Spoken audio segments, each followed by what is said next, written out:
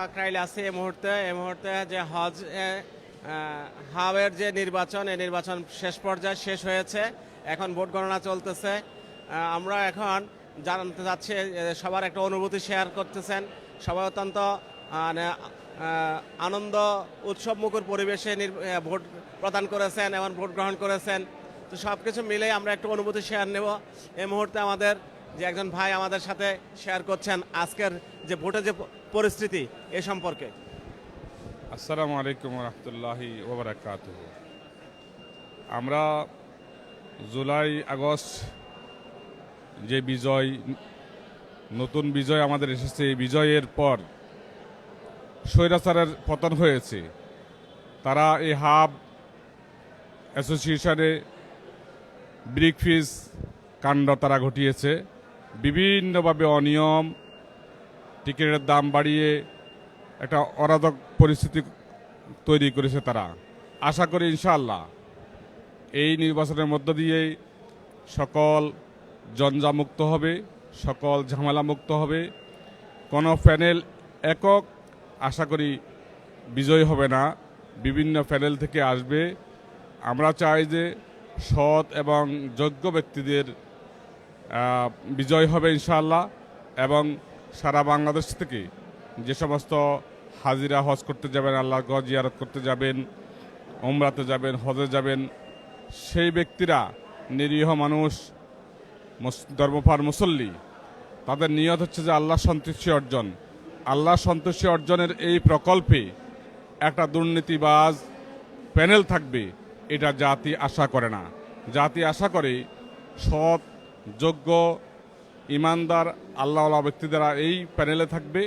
তাহলে এই প্যানেল হাজিদের সুন্দর সেবা দিতে পারবে এবং একটা স্বচ্ছতা ফিরে আসবে, এই আশাবাদ ব্যক্ত করছি। আসসালামু আলাইকুম। জি, ধন্যবাদ। আমরা অত্যন্ত সুন্দর একটা অনুভূতি শেয়ার করলেন উনি। ওনার যে অনুভূতি এটা আসলে আমরা সকলে প্রত্যাশা করি। এই মুহূর্তে আমাদের আরেকজন ভাই আমাদের সাথে আছেন, নাসির ভাই। নাসির ভাই ওনার অনুভূতি শেয়ার করবেন আজকের নির্বাচন সম্পর্কে ওনার অনুভূতি, এবং এর থেকে একটা ধর্ম মন্ত্রণালয়ের একটা মেসেজ উনি কি জানতে চাচ্ছেন বা কি মেসেজ দিতে চাচ্ছেন হাজিদের কল্যাণে। জি, ধন্যবাদ সাউন্ড অফ নেশনকে। আসলে হজ বাংলাদেশের মানুষের কাছে একটা অত্যন্ত প্রত্যাশিত একটি বিষয়। প্রায় 1 লক্ষাধিক মানুষ প্রতি বছর হজ করতে যায়। তাদের হজ নিয়ে যত বিড়ম্বনা, আগামী এই কমিটি সেই বিড়ম্বনা থেকে মুক্তি দিবে। দ্বিতীয় কথা হলো যে হজে মিনা, মুজদালিফা, আরাফা নিয়ে আমাদের যে সমস্যা হয়, সেই সমস্যাগুলো বাংলাদেশ সরকার এবং হাব যৌথভাবে ভূমিকা গ্রহণ করে মানুষের সেবা নিশ্চিত করবে। এবং এবছরে যে হাবে নেতৃবৃন্দ আসবেন তারা অত্যন্ত সঠিকতার সাথে, ন্যায্যতার সাথে এবং সাশ্রয়ী মূল্যে হজ করানোর ব্যবস্থা করবেন। এটাই আমাদের এই হাব নেতাদের কাছে প্রত্যাশা এবং সরকারের কাছে প্রত্যাশা থাকবে। ধন্যবাদ। জি, ধন্যবাদ। নাসির ভাইকে অত্যন্ত মূল্যবান কথা বলেছেন যে হজ সরকারি এবং হাবের অধীনস্থ যে এজেন্সিগুলো আছে ওনারা আল্লাহর ঘরের মেহমানদেরকে সর্বোচ্চ সেবা নিশ্চিত করবেন এবং যেসব জটিলতা আছে সেসব জটিলতা নিরসনে ওনারা কাজ করবেন। আমরা এই মুহূর্তে প্রতীক্ষা আছি যে ফলাফল জানানোর জন্য, যে যদি আমরা আসলে চাই যে একটা জিনিস জানতে চাচ্ছিলাম যে বিমানের যে ফেয়ারটা, যে জটিলতা, সবচেয়ে জটিলতা হচ্ছে এটাই। এই জটিলতা আসলে কত নিরসন হবে কিনা আমরা নাসির ভাইয়ের কাছ থেকে এই জিনিসটা একটু জানতে চাইবো, যে গভর্নমেন্টের কাছে এ ধরনের কোনো মেসেজ ওনারা প্রত্যাশা করেন কিনা বা জাতির কাছে ওনারা কোনো মেসেজ দিতে চাচ্ছেন কিনা। জি, ধন্যবাদ। বিমান ভাড়া নিয়ে প্রতি বছরই বাংলাদেশের সমস্যা তৈরি হয়।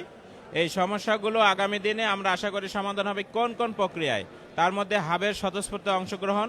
এবং আমাদের বক্তব্য হচ্ছে যে হাজি বহন করার সময় যে ফ্লাইটগুলো আছে, অন্য ফ্লাইট থার্ড ক্যারিয়ার অতি দ্রুত চালু করে দেওয়া, এবং হজে যাওয়ার সময় হাজি নিয়ে যাবে, আসার সময় যাতে ফাঁকা না আসে, প্রবাসীদেরকে স্বল্প মূল্যে দেশে নিয়ে আসার জন্য তারা উদ্যোগ গ্রহণ করতে পারে। তাতে করে বিমান ভাড়া কমে যাবে এবং এই বিমান ভাড়া কমে গেলে পরে মানুষ আরও অধিক সংখ্যক হজ করতে পারবে। আপনারা জানেন অতিরিক্ত বিমান ভাড়ার কারণে এবছরেও 1,27,000 হাজির যে কোটা সেটা পূরণ হয় নাই। বাংলাদেশে 90,000-এর নিচে এবছরে হজ যাত্রী হয়েছে। সুতরাং বিমান ভাড়া কমিয়ে দিলে 1,27,000 কোটায় পূরণ হবে।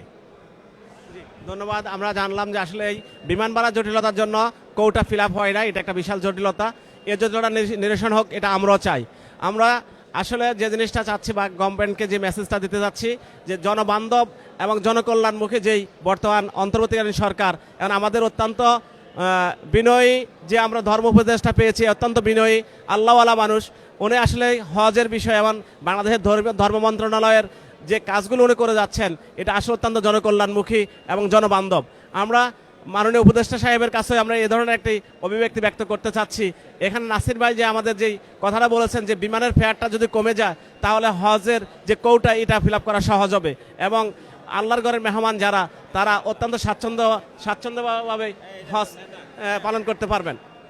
তো এখন আমরা আরেকজন ভাই একটা অনুভূতি শেয়ার করবেন আমাদের সাথে যে আজকের নির্বাচনের টোটাল পরিবেশ, বিগত দিনের নির্বাচনের পরিবেশ এবং হাজিদেরকে কিভাবে সেবা প্রদান করলে বাংলাদেশ থেকে হজ যে কাঙ্ক্ষিত যে লক্ষ্য বা সেবা মান এটা কিভাবে উন্নত হবে এ বিষয়ে আমাদের একজন ভাই কথা বলতেছেন। জি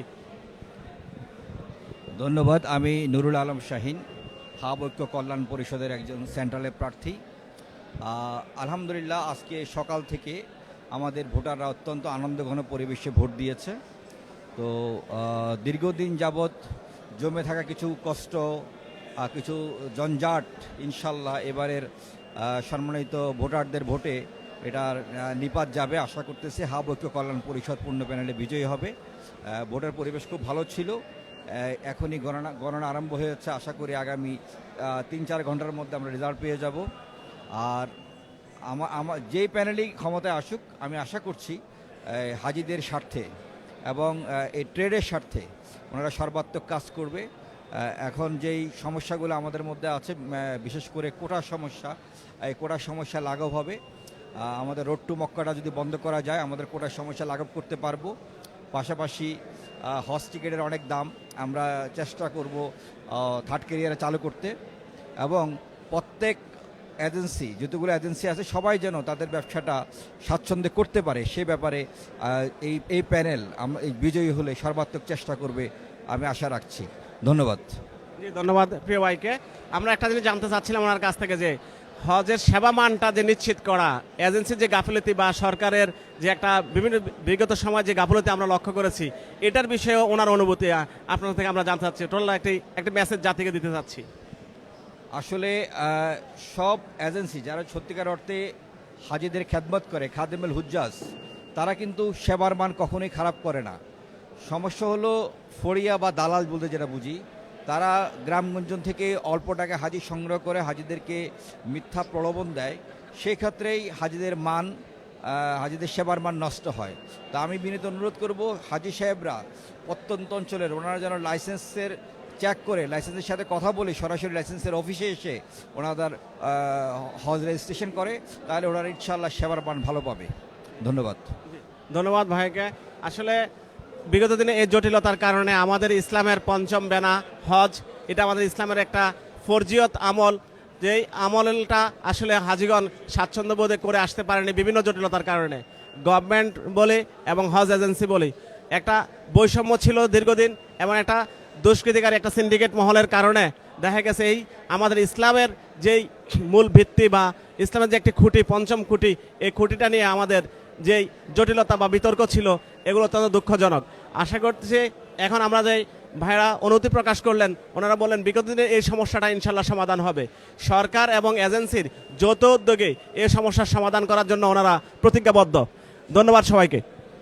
আমরা ডিপ্লোমা ইঞ্জিনিয়ার্স ইনস্টিটিউটের এখান থেকে ইনশাল্লাহ হজের ফলাফল, হজ এজেন্সির যেই নির্বাচনী ফলাফল এটা আমরা কিছুক্ষণ পর আবার লাইভের মাধ্যমে আপনাদের জানাবো। ধন্যবাদ সবাইকে।